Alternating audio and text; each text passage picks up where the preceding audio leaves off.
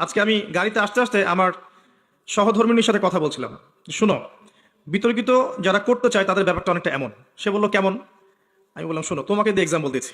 আমাকে দিয়ে কেমন করে? শোনো। অবশেষে আবু তোহা আদনানও সরাসরি লাইভে এসে মুখ খুললেন তার স্ত্রীর পরকীয়ার অভিযোগের বিষয়টা নিয়ে। দর্শক মণ্ডলী, এই ভিডিওটার সকলে অপেক্ষা ছিল আদনান হুজুর কবে সরাসরি লাইভে এসে তার স্ত্রীর বিষয়গুলো নিয়ে মুখ খুলবেন, তাহলে খোলাসা হয়ে যাবে কে দোষী কে নির্দোষ। তো চলুন আদনান হুজুরের সম্পূর্ণ ভিডিওটি আমরা দেখব, তারপরে বাকি কথা বলবো ইনশাল্লাহ। আগে ভিডিওটি দেখবেন, ভিডিওটি লাইক এবং শেয়ার করবেন অবশ্যই। তো চলুন আদনান হুজুরের সম্পূর্ণ বিষয়টা, তার স্ত্রীকে নিয়ে যে তথ্যগুলো দিয়েছে সেই বিষয়টা আমরা দেখবো ইনশাল্লাহ। আজকে আমি গাড়িতে আসতে আসতে আমার সহধর্মিনীর সাথে কথা বলছিলাম। শুনো, বিতর্কিত যারা করতে চায় তাদের ব্যাপারটা অনেকটা এমন। সে বললো কেমন? আমি বললাম শোনো, তোমাকে দিয়ে এক্সাম্পল দিচ্ছি। আমাকে দিয়ে কেমন করে? শোনো, তুমি একটা প্রেস কনফারেন্স করেছিলে, মনে আছে? আপনারা তো জানেন মনে হয়।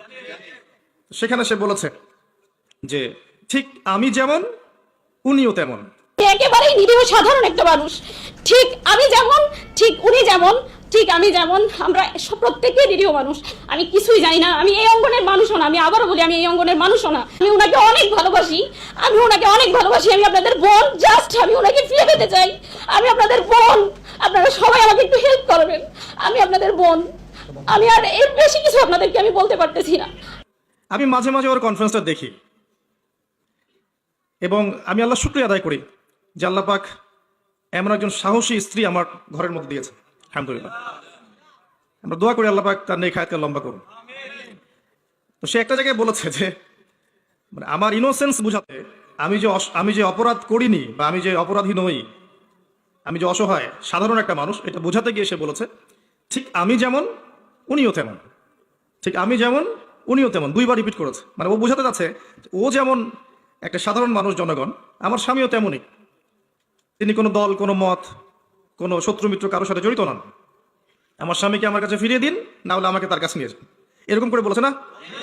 তো যদি কেউ বিতর্কিত করতে চায়, দেখবেন ওর মাইন্ডসেটটা কেমন হবে। সমালোচক এবং বিতর্কিতকারীদের মাইন্ডসেট হবে এমন।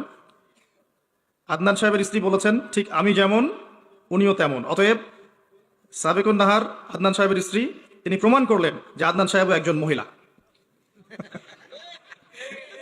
সে বুঝলেন যারা বিতর্কিত করতে চায় কোন ইস্যুর প্রয়োজন নাই। আপনি 100% সত্য কথা বললেও এবং 100% লিখিত বক্তব্য নিয়ে এসে দিলেও দেখবেন দুই একটা লাইন বের করে উল্টাপাল্টা তাওয়িল করে এমন কিছু করবে যাতে আপনি বিতর্কিত হয়ে যাবেন।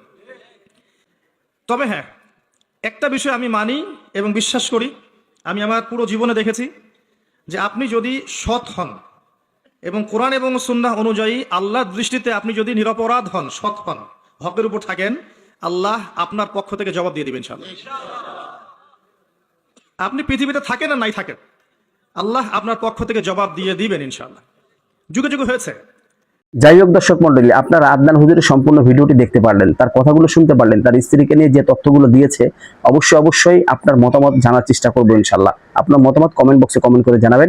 ভিডিওটি ভালো লাগলে লাইক এবং শেয়ার করবেন। তো সম্পূর্ণ ভিডিওটি কন্টিনিউ করার জন্য আপনাকে অসংখ্য ধন্যবাদ। তো সবাই ভালো থাকবেন, সুস্থ থাকবেন।